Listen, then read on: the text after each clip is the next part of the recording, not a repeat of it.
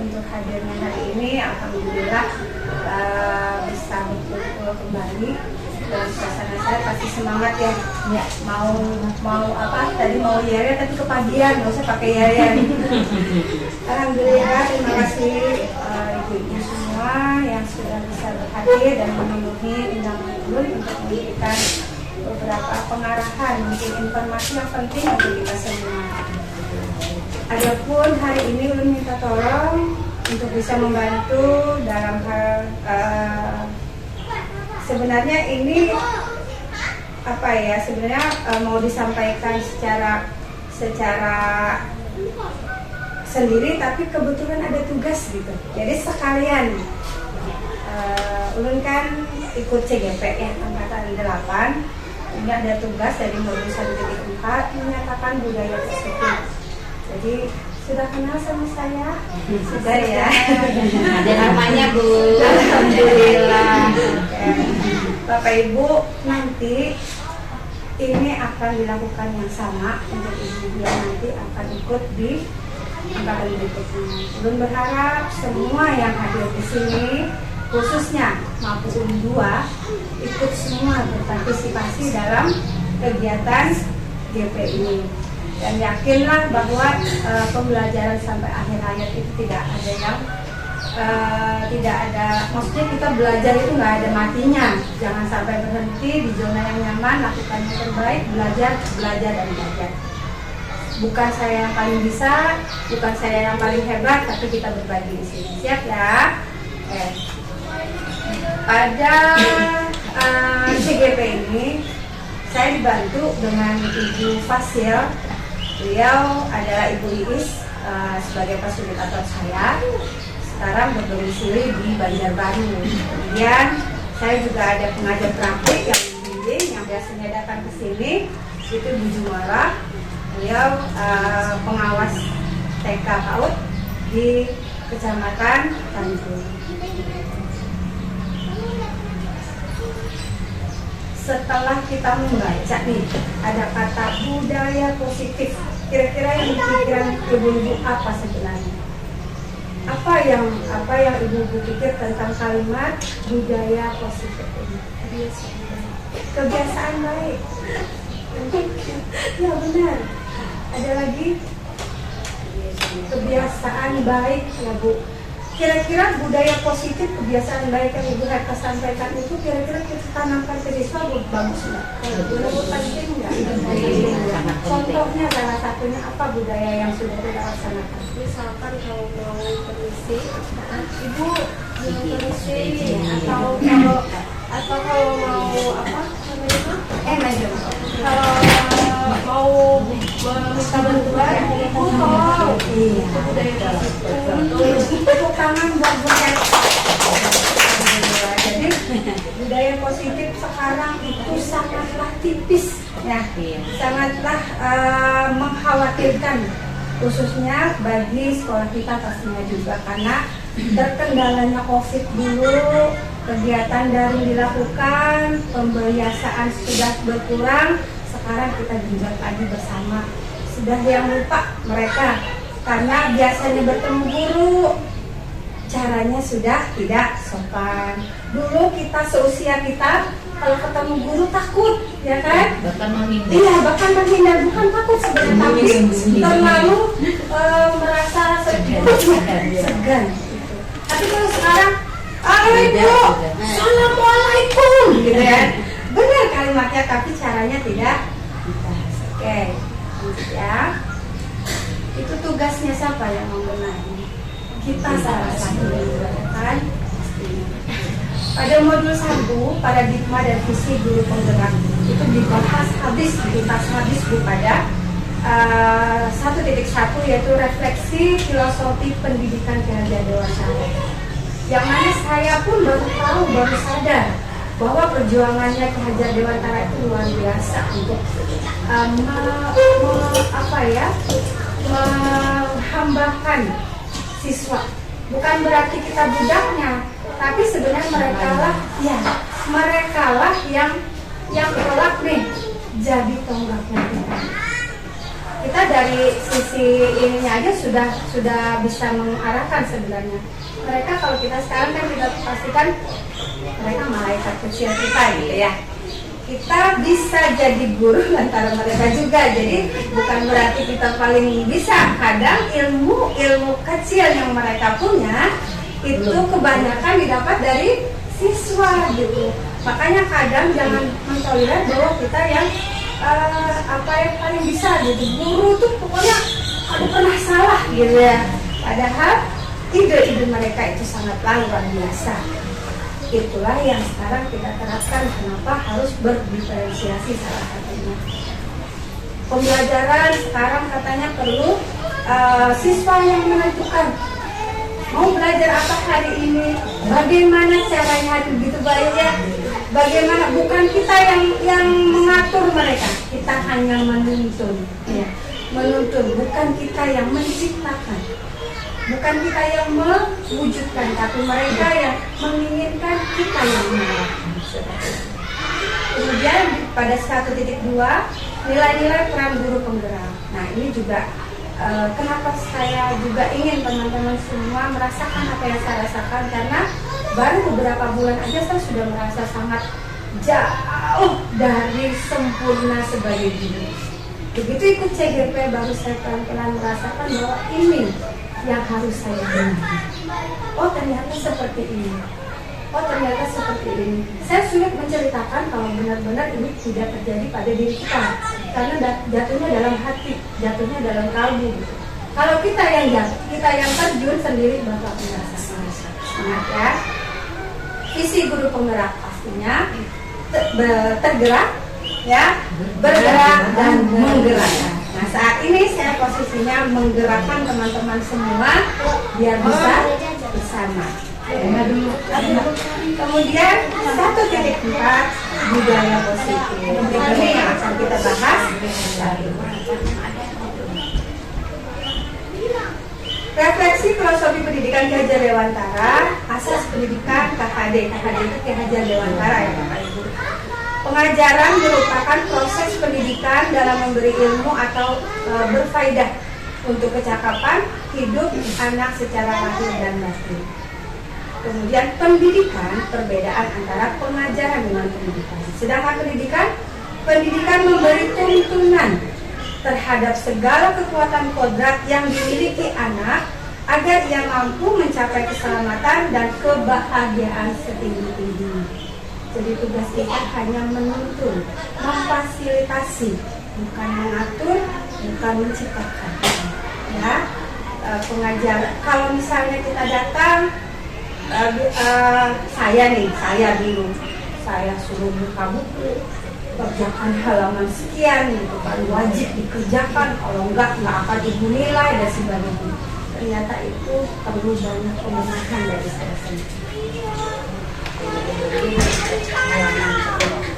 Nilai-nilai guru penggerak di sini ada mandiri, berpihak pada murid, kolaboratif dan inovatif. Mandiri, berusaha sendiri, mencari, belajar bagaimana cara menemukan kebahagiaan siswa, bukan kesulitan siswa, bukan menambahkan beban siswa.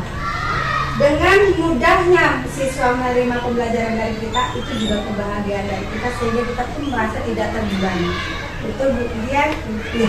Kalau kita suka lihat muka anak udah bahagia, enggak yang seberuk dan susah amat sih pelajarannya gitu ya, benaknya itu tuh bikin beban. Tapi kalau sudah lihat anak bahagia, saya bisa, itu ini hari ini bahagia, itu ini hari ini indah, itu akan jadi menyenangkan buat kita, suatu hiburan buat kita.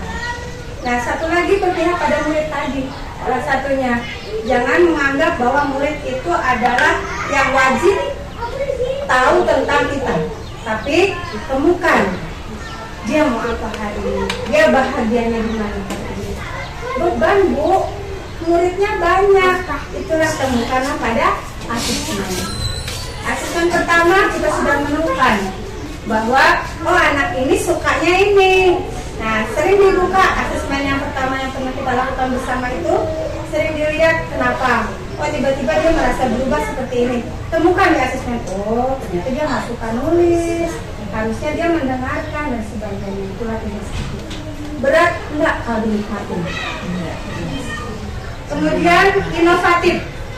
Di sini teman-teman luar biasa. Belum lagi ulun, istilahnya baru dalam meeting. Begitu besok pagi, sudah ketemu gitu.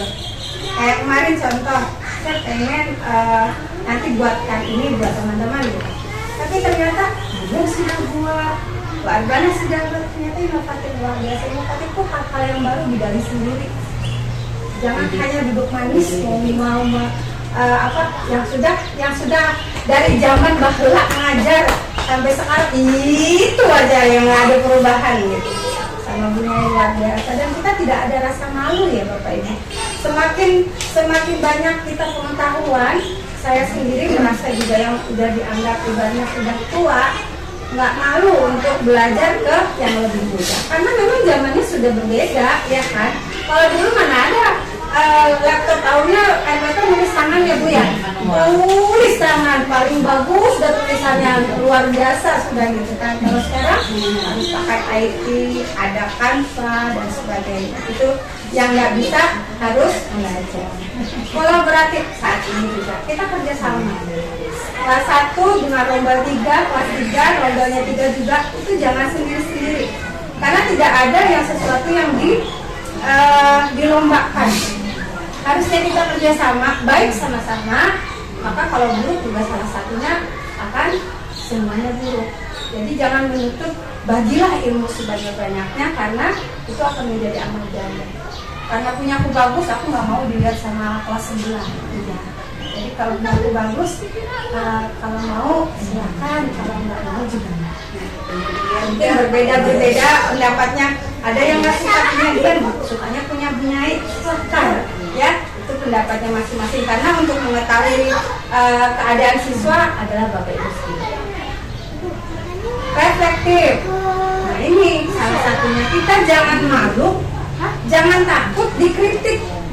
Kadang tuh siswa tuh kita masuk ya, Ibu kok jelek hari ini gitu kan, Ibu kok gak cantik hari ini. Itu adalah bukti ekspresi mereka, kebahagiaan mereka untuk kita. Kenapa Ibu hari ini gak cantik? Rupanya kalian lihat itu seperti apa? Ibu gak pakai lipstick kayaknya gitu. Nah, reflektif ini juga dilakukan boleh dalam jangka 1 minggu sekali, 2 minggu sekali untuk pembelajaran. Apakah Ibu sudah bisa memberikan pelajaran hari ini dengan baik kepada kalian dan sebagainya? Tanyakan itu. Jadi kalau misalnya dia tidak bisa kelas 1, 2, 3 kan nggak bisa nulis nih dulu. Bikin emotnya yang sedih, kemudian bahagia, dan yang masih ambang.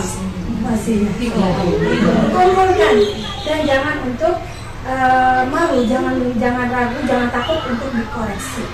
Karena yang menilai kita itu orang lain, dan mereka adalah orang yang paling jujur. Kalau nggak suka ya nggak suka gitu kan.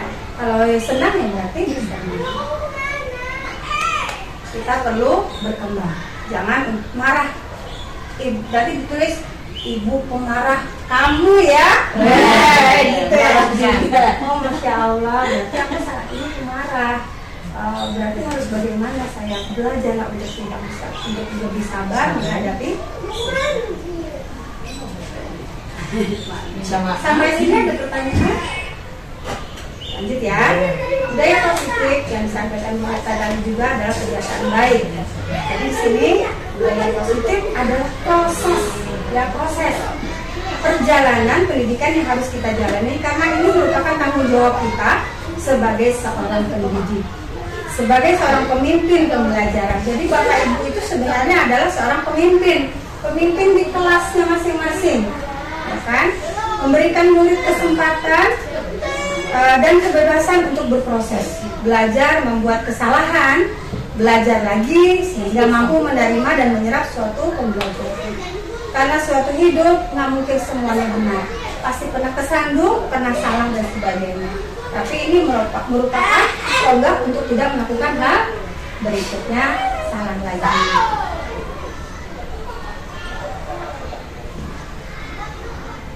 Ilusi guru mengontrol murid.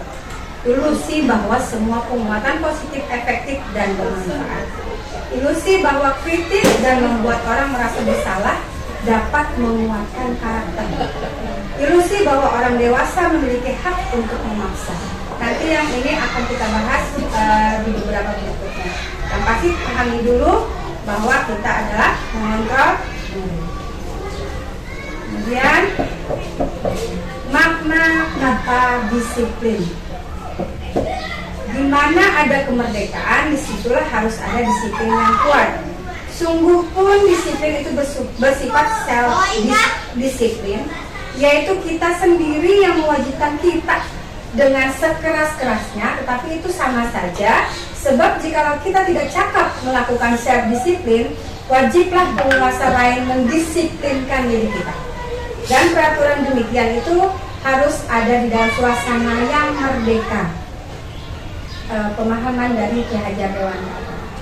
Jadi di mana kemerdekaan itu kebebasan mereka melakukan aktivitasnya dengan arahan kita, bukan dengan diktatornya kita.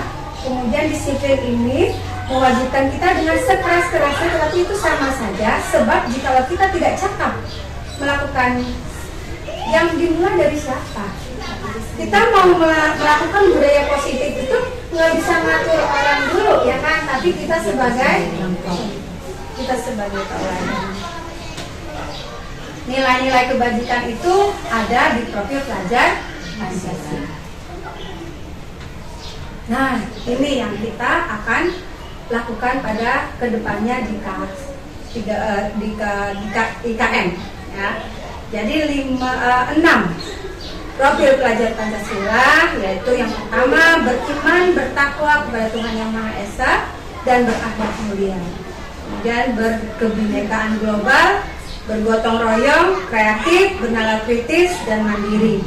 Ini yang akan kita tanamkan kepada siswa. Namun bukan kita menanam dulu, tapi kita dulu yang melakukan hal itu, biar bisa menjadi contoh tauladan untuk siswa.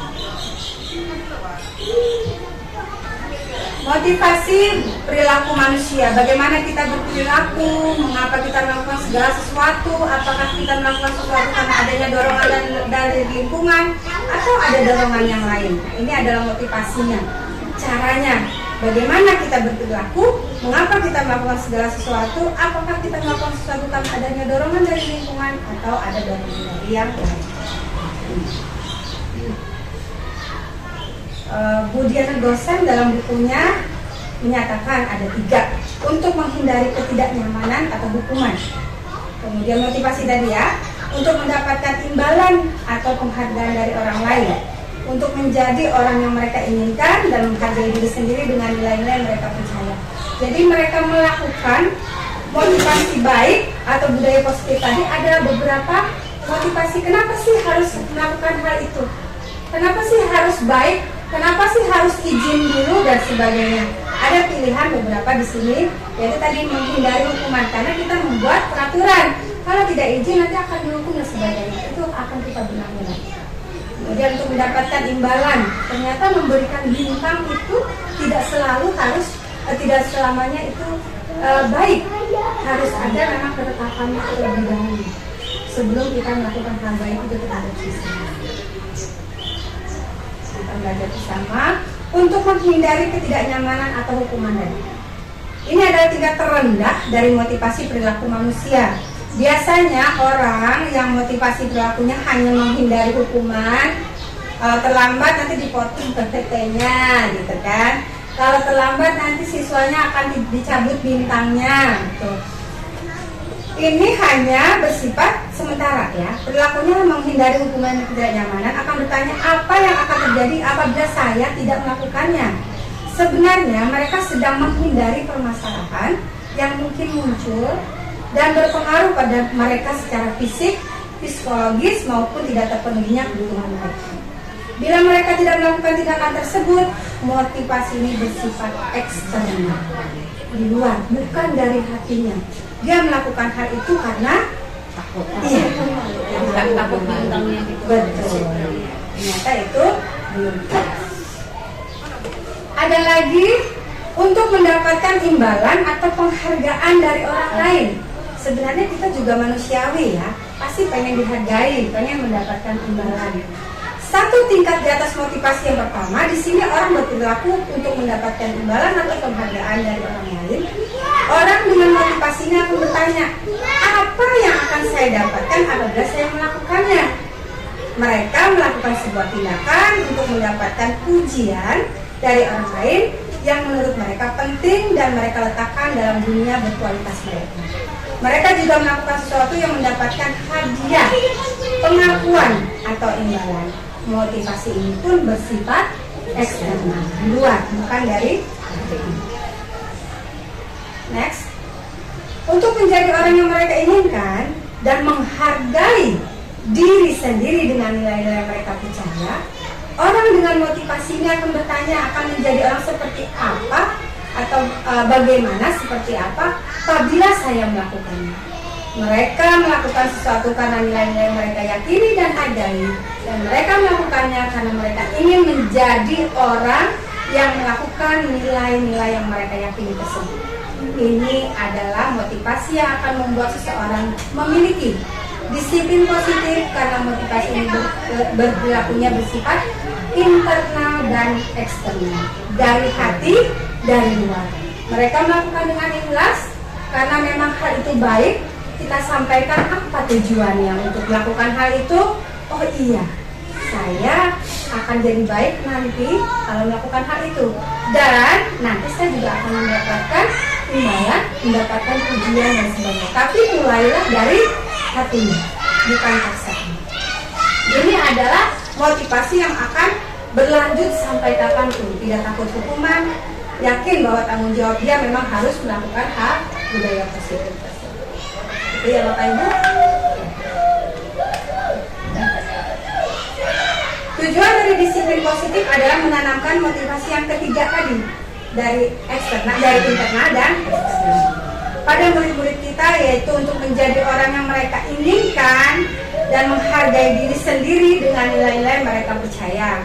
Ketika murid-murid kita memiliki motivasi tersebut, mereka telah memiliki motivasi intrinsik yang berdampak jangka panjang.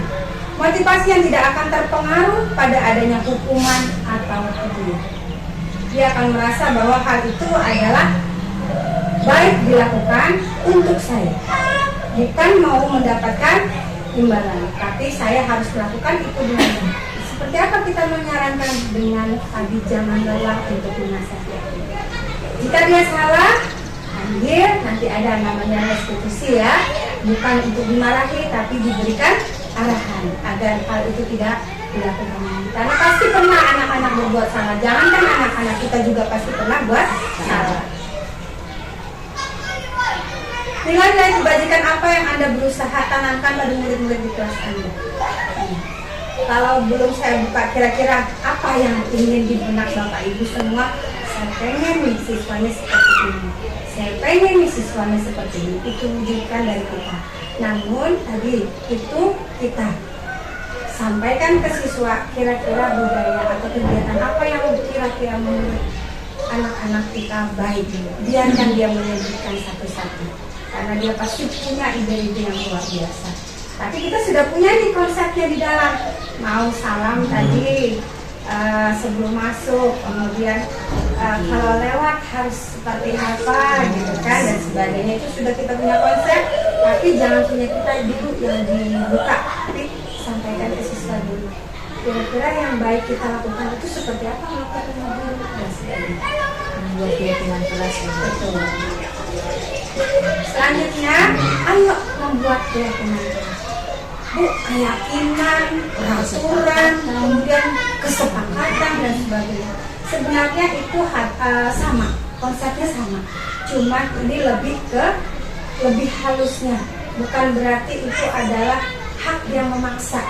Jadi sekarang di CGP ini saya juga baru tahu kalimatnya dirubah menjadi keyakinan kelas.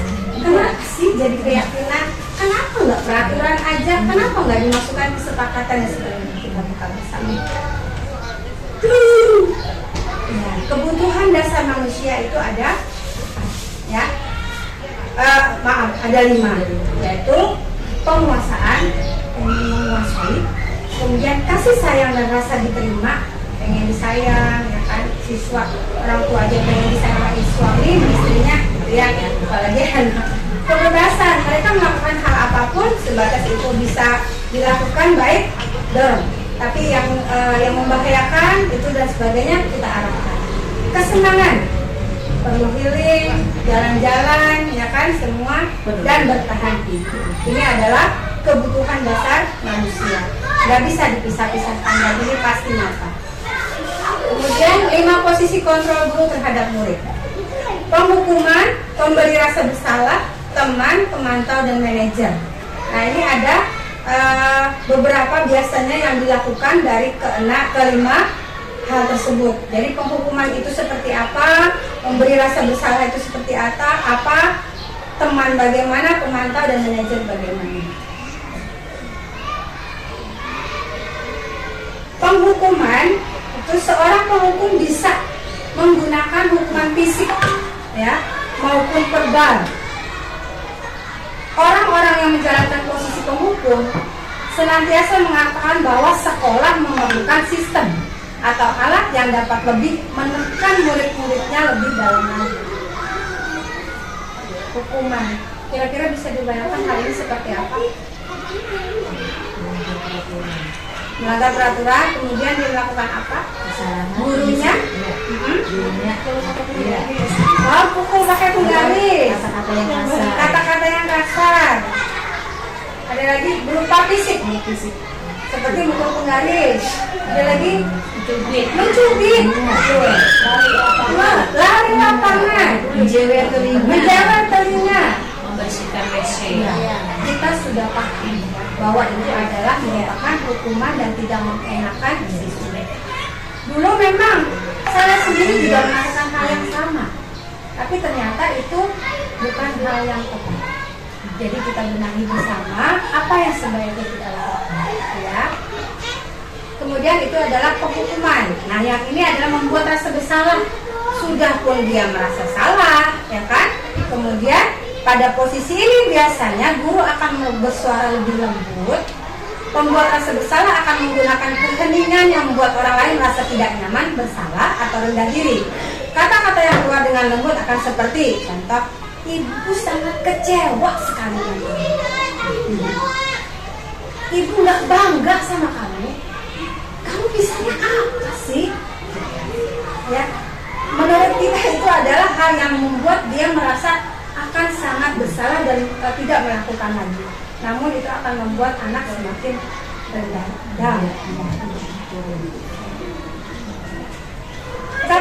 Kadang kita manusiawi, ya kan? Karena tadi kita tidak belajar bagaimana hal-hal yang baik yang harus dilakukan. Karena kita juga bawaannya dari guru-guru kita yang dulu, ya kan? Kita sebagai pembelajar yang dulu yang pernah dilakukan hal sama terhadap kita. Kemudian ada lagi sebagai teman. Guru pada posisi ini tidak akan menyakiti murid, namun akan tetap berupaya mengontrol murid melalui persuasi. Posisi teman pada guru bisa negatif ataupun positif. Positif di sini berupa hubungan baik yang terjalin antara guru dan murid. Guru di posisi teman menggunakan hubungan baik dan humor untuk mempengaruhi seseorang. Baik memang, tapi terkadang bisa anak itu di luar batas. Walau bagaimanapun guru tetap sebagai orang yang dihormati, bukan kalau teman dalam posisi. Nah, saat ini kondisinya seperti apa? Kita yang bisa mengatur kapan kita harus sebagai teman, kapan kita sebagai guru. Jangan sampai anak melanggar akhlaknya, hal-hal yang buruk menjadi kita tidak merasa dihargai juga. Bukan kita minta dihargai yang seperti apa, tapi dia tahu batasnya bagaimana sebagai guru, bagaimana saat itu memang dia memerlukan hubungan yang ingin dia ceritakan sama kita dengarkan sampai dia merasa nyaman, kemudian tentukan bahwa sebaiknya kamu seperti apa. Dan itu pun bukan kita yang mengatur, ibu, bukan kita yang mengatur nanti kamu seharusnya segini. Bu Peti misalnya kan cerita sama anaknya, Bu, seperti ini, tapi Bu Peti yang ngatur, harusnya kamu jangan seperti itu, tapi arahkan seperti bahwa dia yang menentukan masalahnya, dia punya masalah, dia yang mencari jawabannya, tapi kita arahkan. Menurut kamu bagus nggak ya? Enggak. Menurut kamu bagus nggak? Bagus. Ibu setuju.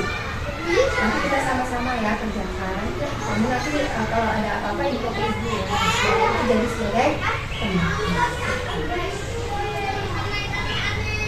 pemantau. Memantau berarti mengawasi. Pada saat kita mengawasi, kita bertanggung jawab atas perilaku orang-orang yang kita awasi. Posisi pemantau berdasarkan pada peraturan dan konsekuensi dengan menggunakan sanksi atau konsekuensi. Kita dapat memisahkan hubungan pribadi kita dengan murid sebagai seseorang yang menjalankan posisi pemantau. Pertanyaan yang diajukan seorang pemantau, peraturannya apa? Apa yang telah kamu lakukan? Ini juga bisa kita laksanakan, tapi dengan kesepakatan atau keyakinan kelas guru. Nah, manajer adalah posisi di mana guru berbuat sesuatu bersama dengan murid, mempersilahkan murid mempertanggungjawabkan perilakunya, mendukung murid agar dapat menemukan solusi atas permasalahannya sendiri. Seorang manajer telah memiliki keterampilan di posisi teman maupun pemantau, dan dengan demikian bisa jadi di waktu-waktu tertentu kembali kepada kedua posisi tersebut bila diperlukan. Jadi hanya sebagai pemantau, bukan pengatur, ya, bisa memposisikan diri. Kira-kira sulit tidak? Saat ini nggak bisa dibayangkan karena belum terjadi. Tapi kan sekarang alhamdulillah sudah bisa menerima hal-hal baru yang kita tidak tahu dari sini. Jadi nanti bisa dipraktekkan di kelas masing-masing. Nah, ini hukuman, konsekuensi atau restitusi. Identitas gagal, identitas sukses. Nah, disiplin. Murid, anak belajar menyembunyikan kesalahan. Anak belajar taat peraturan, itu konsekuensi. Kalau restitusi, anak belajar memecahkan masalah. Kalau pada hukuman, anak dengan mengontrol anak dengan penguatan negatif. Kemudian pada konsekuensi, mengontrol anak dengan penguatan positif. Kemudian pada restitusi, anak paham bahwa dirinya sendiri yang pegang kendali kontrol. Jadi dia melakukan kesalahan, dia mencari permasalahannya, dan dia bisa mengatasi itu. Yang pernah terjadi di kelas 5 kemarin, terjadi pada siswa saya. Jadi dia itu datang terlambat. Dia datang terlambat, kemudian otomatis menyalahi keyakinan kelas yang telah disepakati. Kemudian memang saya panggil, kemudian saya sampaikan kenapa jadi dipanggil. Ngerti nggak kalau dipanggil sama ibu? Kemudian dia menyatakan bahwa dia terlambat. Jadi bukan saya yang aku terlambat ya, tidak. Tapi dia yang mengakui kesalahannya. Dia. Terus kemudian kenapa? Nggak apa-apa, ya. Terlambat itu lumrah. Kita juga bisa. Jadi ibu, saya sampaikan bahwa ibu juga pernah seperti kamu melakukan hal yang salah, itu biasa. Tapi tidak mengulangi kembali dengan hal yang sama. Kalau boleh ibu tahu, sebenarnya keterlambatan kamu pasti punya alasan. Cari dulu, jangan menjat dulu. Ini dan ini sebagainya. Kamu punya alasan. Silakan sampaikan alasannya. Kalau boleh ibu tahu apa alasan. Ketika dia menyampaikan, tahu nggak kalimatnya, saya juga di luar dari nalar saya yang saya pikir terlambat bangun dan sebagainya, alasan hanya itu. Ternyata dia sampaikan ibunya bekerja dan pulangnya pagi, dia menjaga adiknya. Adiknya masih berusia 6 bulan berapa? Ya, luar biasa. Saya aja sampai sebegitunya. Saya harus membuatkan susu dan tanggung jawab orang tua dia yang kerja. Apakah kita harus memarahi? Apakah kita yang tadinya mau seperti apa? Kita bantu. Kemudian, oke, kamu anak baik, kamu hebat, luar biasa. Orang tua aja percaya mendidikkan anaknya, adiknya kerja. Ya, karena kamu juga punya tanggung jawab, sekolahnya harus tepat waktu juga. Kira-kira kita gimana caranya biar kamu nggak terlambat, kamu juga bisa bantu aku. Langsung dia bilang, memang pada saat setelah membuat susu dan sebagainya itu dia main HP, gitu salahnya juga. Jadi saya tidak akan lagi melakukan itu. Saya akan menjaga adik. Tapi begitu sudah selesai, saya juga akan tidur. Dan besoknya bisa bangun lebih pagi. Ini dia menentukan sendiri, Bu, jawabannya.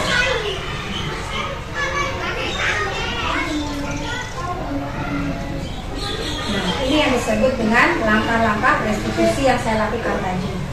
Jadi menstabilkan identitas tadi. Gak apa-apa, kamu bukan orang satu-satunya yang pernah terlambat. Kamu bukan satu-satunya orang yang bersalah. Karena hal itu sudah pernah dilakukan orang lain. Kemudian memvalidasi bahwa itu memang benar-benar salah, tidak harus dilakukan lagi.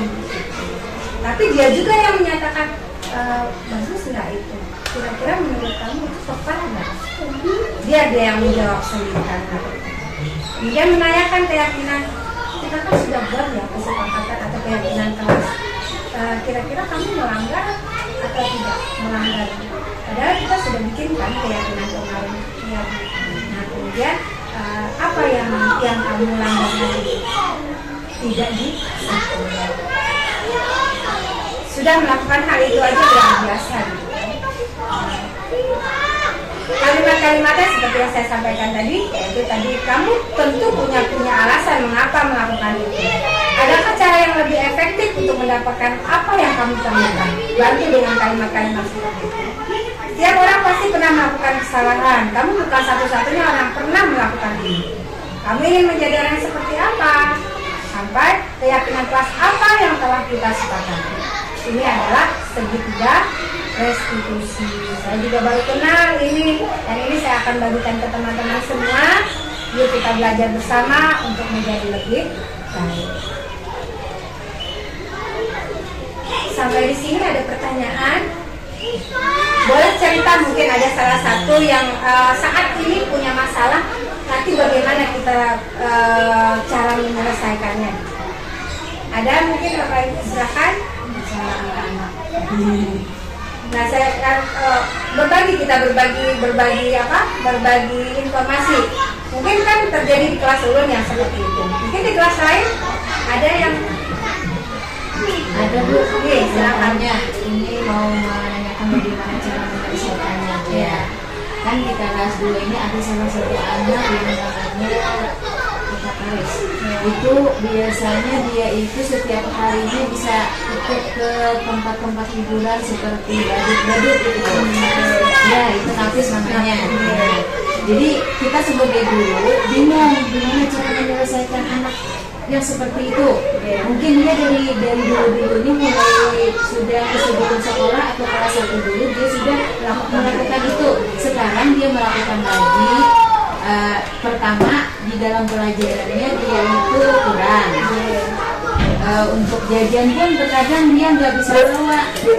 Kita tanya, ini bawa bekal ya nak? Nggak ada bawa. Jadi kenapa nggak membawa bekal? Sedangkan kita kan setiap kalau setiap hari meminta bekal sama teman kan kita merasa nggak baik juga gitu. Jadi kita sebagai guru bingung bagaimana cara menyelesaikan selama solusinya. Kita sama-sama ya. Selama ini Bu Arbana, apa yang sudah Bu Arbana lakukan sejauh ini? Iya, kita cuma atau memberikan apa aja semarang. Apa alasannya gitu bilangnya kan bisa. Pernah dipanggil misalnya melakukan hal yang tadi belum ya? Belum, okay. Karena kita kan baru memasuki kelas yang baru, jadi hanya sedikit melihat apa merevisi anak-anak itu aja, cuma belum kita mau mengambil arah yang lebih lanjutnya. Ini adalah temuan bagi kita ya Bapak Ibu. Bukan hanya di kelas Bu Arbana, tapi ini adalah di Mabun 2, bukan di kelas ya. Bukan di kelas. Ini masalahnya bukan masalah hanya di kelas, tapi ini adalah Mabun 2. Satu orang bukan per kelas, tapi sudah menjadi lingkup besar. Jadi ini terjadi. Bu Arbana punya konsep, masih sudah ada tersusun mau diapakan siswanya? Iya, rencana itu mau dibilangin orang tuanya. Jadi Bu Arbana punya buku rancangan Bu Arbana apa dulu, lakukan sebatas Bu Arbana tahu dulu. Jika itu masih berlangsung, kita lakukan dengan restitusi tadi. Jadi panggil siswanya, tanyakan apa yang ingin kamu lakukan ke depannya. Kamu mau apa, seperti yang kalimat yang kita sampaikan di sana. Ini menjadi jurnalnya kita. Kalau misalnya dia sudah tidak melakukan hal itu lagi, maka akan tidak kebahagiaan untuk kita bersama juga siswanya. Kalau memang kamu dibantu dengan finansial dan sebagainya, nanti kita pikirkan bersama, mungkin dari dana bos, mungkin dari BIP seperti apa. Dan pasti kita tahu dulu permasalahan anak itu berapa.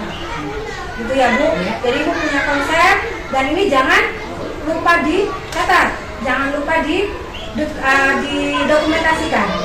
Ibu harus punya, nanti kita akan Ibu kerjakan, yang punya Ibu tadi seperti apa, kemudian ada sedikit kita. Itu ya Bu ya. Saat ini kita belum bisa melakukan karena ini adalah hal berhubungan dengan makhluk hidup. Kalau dengan laptop rusak, benahin, lepas ini udah bisa. Tapi kalau ke siswa kita perlu ada penjelasan. Mungkin ada masukan dari saran dari teman-teman yang lain?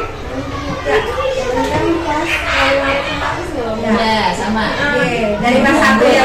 Menyambut. Jadi itu tuh nanti sekarang menjadi mama ini bagus itu malam bisa kurang khawatir. Mungkin memang dari kayak sanggup itu susah. Mungkin ada aja yang kalau seperti bersama memang kalau bakal namanya ada sempatkan tapi diganti dengan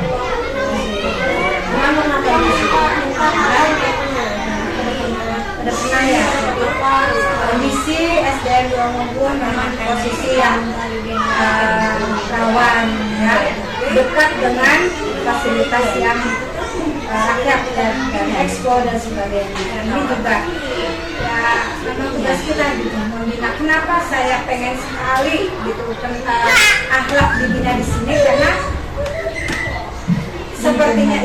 sepertinya orang tuanya pun juga ketertarikan dari sini kita belajar tentang itu. Jadi nanti itulah kenapa harus di asesmen di awal. Tanyakan ke gurunya, guru yang terdahulu boleh, atau melakukan tadi dengan asesmen pertama. Ceritakan kalau itu kan pas belum bisa ya untuk menulis dan sebagainya, masih terbata-bata. Jadi bisa langsung kolaborasi dengan guru yang terdahulu. Mungkin ada pengalaman yang pernah terjadi di guru yang kemudian akan dilaksanakan di kelas itu ya. Nanti perkembangan ini tolong kita lakukan bersama dalam 1 minggu paling tidak, dalam waktu yang pendek ya Bu, jangan yang panjang, nanti biar bisa kita selesaikan bersama. Ya Bu Dian, makasih Bu Dian informasinya, jadi udah benar di blog tadi. Ada yang lagi? Yang lain? Ada masukan mungkin atau ada permasalahan lagi di kelasnya? Baru memang, tapi orang-orang lama sebenarnya ya kan, perkembangan yang pastinya kita sebagai guru tadi menuntun bukan menciptakan. Jadi semampu kita, sebisa mungkin kita lakukan apa yang kita mampu. Selebihnya yang kita tidak bisa, doakan, karena Allah saja yang bisa lagi merubah segalanya. Tapi jangan lelah untuk belajar. Harus buka buku, gunakan gawainya dengan hal-hal yang baik. Sekarang TikTok dan sebagainya itu informasinya mau apa aja bisa. TikTok, Facebook, Instagram dan sebagainya itu sudah luar biasa. Jadi juga jangan lelah untuk belajar, jangan malu untuk bertanya. Kita adalah sama. Di sini bukan kepala sekolah bukan yang paling bisa. Saya sudah sampaikan bahwa ilmu tidak bisa tanpa bahagia, tapi bahagia tanpa ilmu tidak bisa, ya kan? Tapi kita kerjasama di sini biar menjadi hal-hal yang kita inginkan tadi sesuai dengan keinginan orang tua, kita bisa wujudkan bersama, dan malaikat-malaikat kecil kita sukses dunia dan akhirat. Untuk pembelajaran ini tidak bisa muncul seketika. Dalam 1 minggu bisa terlihat dia seperti ini sudah. Perlu ada fase-fase sampai nanti. kita suatu kebanggaan, kebahagiaan biasanya saya pribadi ketika bertemu siswa yang sudah bekerja ya Bu ya, yang sudah berkeluarga, tapi dia kenal kita, bersaling dengan kita, terus dia bilang apa? Terima kasih Bu. Kata terima kasih itu aja luar biasa, kayak hadiah yang besar untuk kita. Padahal kita mungkin lupa pernah ngasih apa sama dia, tapi kalimat-kalimat kita yang indah, kalimat-kalimat kita yang bisa mengenai hati dia akan menjadi pengalaman yang berharga buat kita. Untung ibu semalam ada ibu seperti itu, jadi kan hari ini seperti ini. Itu yang luar biasa. Padahal dia sudah berusia, sudah beranak, dan sudah punya pekerjaan yang sudah bisa. Dan jangan menganggap bahwa saat ini yang tanda kutip susah diatur dan sebagainya itu akan hidupnya susah. Kita nggak tahu ke depan. Jangankan ke depannya, 5 menit ke depan aja kita nggak tahu seperti apa gitu. Jadi berusahalah berkata yang baik, selalu doakan dan saling memaafkan. Perkataan kita bisa juga menyakitkan untuk orang lain dan siswa.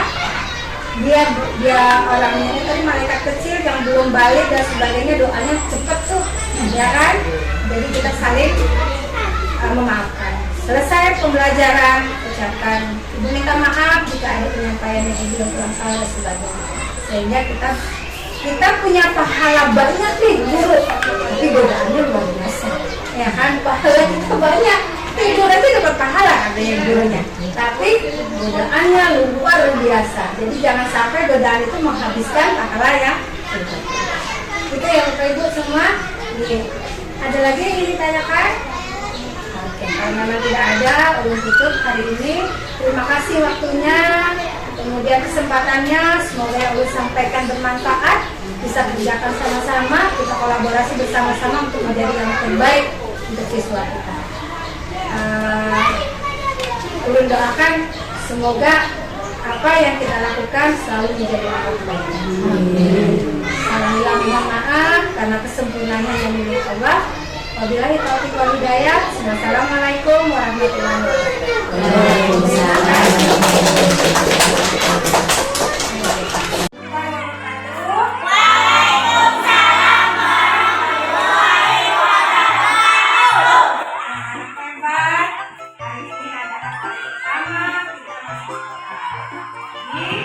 Mau nggak kalau sekolahnya atau kelasnya itu berasa nyaman kayak di rumah? Mau. Kalau belajarnya lebih nyaman? Mau. Bisa fokus, bisa nyaman, dan udah bisa menerima pelajaran. Mau? Berarti harus ada apa? Kesepakatan, bagus ya. Kesepakatan itu apa sih kesepakatan? Apa sayang? Kerjasama yang sudah dibicarakan sama-sama. Boleh Ibu tahu kira-kira yang bikin nyaman di kelas untuk belajar itu sebaiknya kita seperti apa? Angkat tangannya. Apa sayang? Apa boleh ditulis?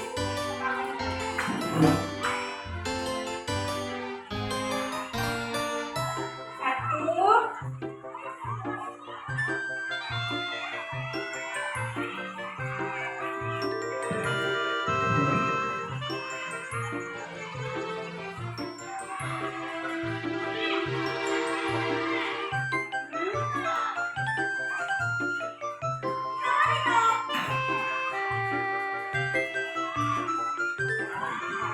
Oke, terima kasih kakak. Nah, menjaga kebersihan itu seperti apa? Salah satu contohnya. Angkat tangan dong sayang, angkat tangan. Ya pintar.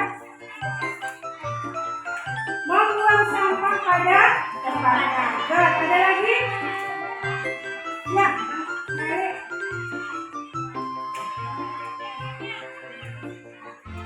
Membersihkan kelas ya, ya, atau memukanya. Bagus, ada lagi? Ada lagi? Apa-apa kita sudah membersihkan kelas. Oke, nah sekarang kalian semua sudah tahu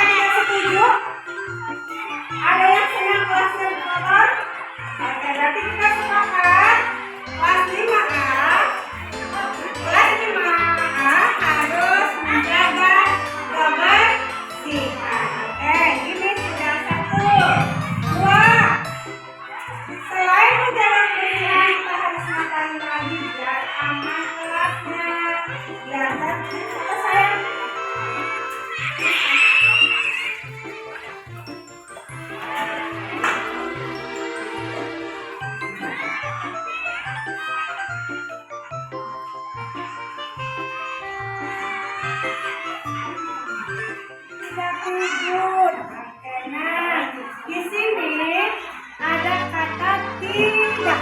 Ya, ini dinamakan kalimat negatif. Dalam pemberitahuan sebaiknya menggunakan kalimat kakak siapa namanya? Alisa, benar. Ini bagus ya.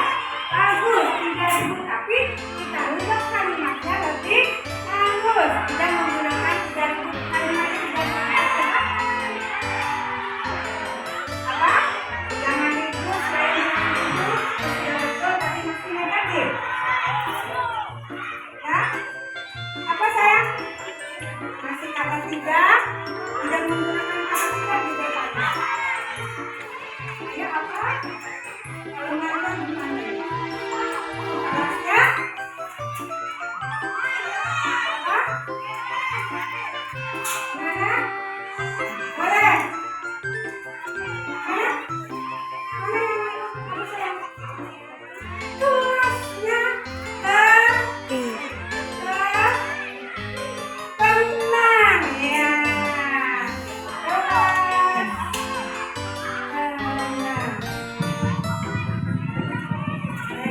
Kalau kelas tenang itu seperti apa? Tadi tidak boleh ribut. Kalau bertanya harus angkat tangan. Sepakat? Harus. Ini sudah ada di dalam kelas. Senang nggak kalau misalnya lagi belajar terus ada yang tiba-tiba datang kemudian mengganggu konsentrasi? Berarti yang paling datang itu namanya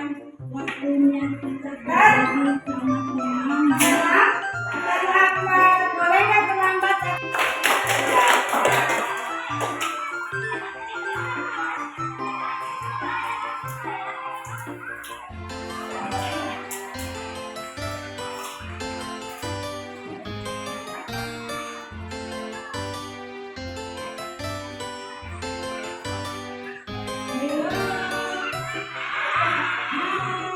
Oke, berarti datangnya lebih awal agar tidak sepakat.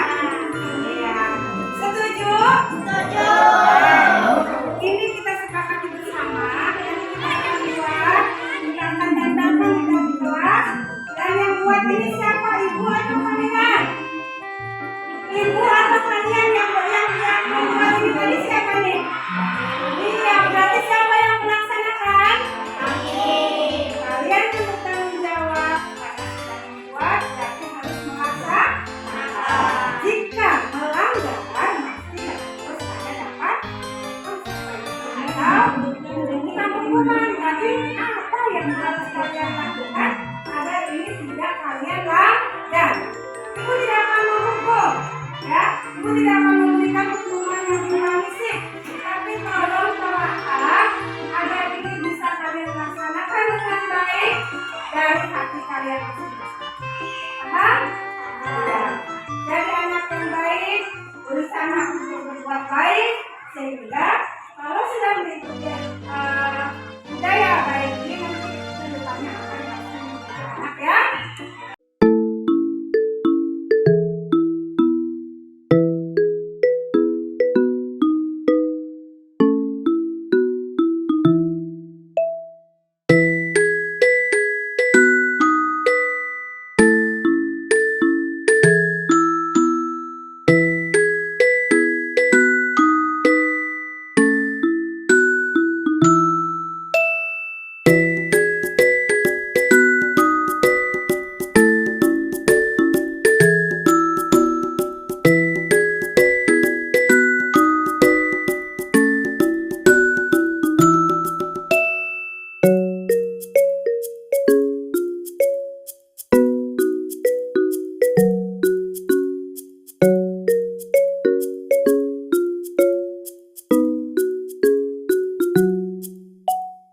Warahmatullahi wabarakatuh. Nama saya Ibu Nurul Hidayah. Saya wali kelas 5A. Terima kasih kepada Ibu Nina. Saya ucapkan telah memberikan ilmu tentang budaya positif dan untuk membantu membuat keyakinan kelas. sehingga saya merasa terbantu dan dapat ilmu gimana caranya membuat keyakinan kelas. Terima kasih Ibu Nina. Warahmatullahi wabarakatuh. Perkenalkan, nama saya Widya Isafitri.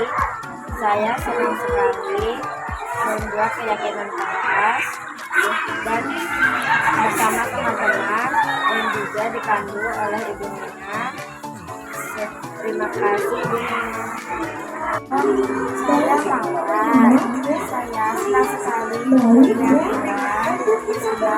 teman-teman saya dipandu oleh Ibu Nina. Sehingga saya merasa lebih nyaman. Terima kasih Bu Nina.